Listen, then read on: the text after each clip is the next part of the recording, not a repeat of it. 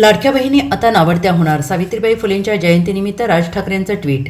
भारतात स्त्री शिक्षणाची मुहूर्तमेढ ज्यांच्यामुळे रोवली गेली आणि महात्मा ज्योतिबा फुलेंना सत्यशोधनाच्या खडतर प्रवासात ज्यांनी मुलाची साथ दिली, त्या सावित्रीबाई फुलेंची आज जयंती. त्या सावित्रीबाई फुलेंच्या स्मृतीस महाराष्ट्र नवनिर्माण सेनेचं अभिवादन, असं ट्विट मनसे अध्यक्ष राज ठाकरे यांनी केलं आहे. तर 2 वर्षापूर्वी तत्कालीन राज्य सरकारने पुण्यात ज्या भिडेवाड्यात सावित्रीबाई फुलेंनी स्त्री शिक्षणाची मुहूर्तमेढ रोवली, त्या वाड्याचं रूपांतर राष्ट्रीय स्मारकात करण्याची घोषणा केली होती.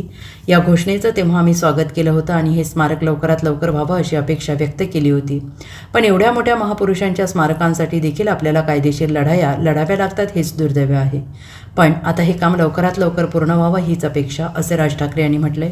पुढे ते असंही म्हणाले, स्मारकात सावित्रीबाई फुले आणि महात्मा ज्योतिराव फुले यांच्या कार्याचा आढावा घेणारा एखादा बहुभाषिक साऊंड आणि लाईट शो, एखादी डिजिटल लायब्ररी असं काहीतरी असावं अशी मागणी राज ठाकरे यांनी केली आहे. तर सरकारनेच कालच लाडक्या बहिणी नक्की कोणाला म्हणावं याचा फेर आढावा घ्यायला सुरुवात केली आहे.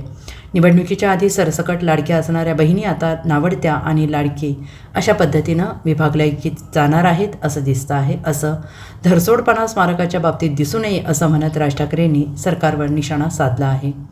Bureau report, SBN Marathi, Mumbai.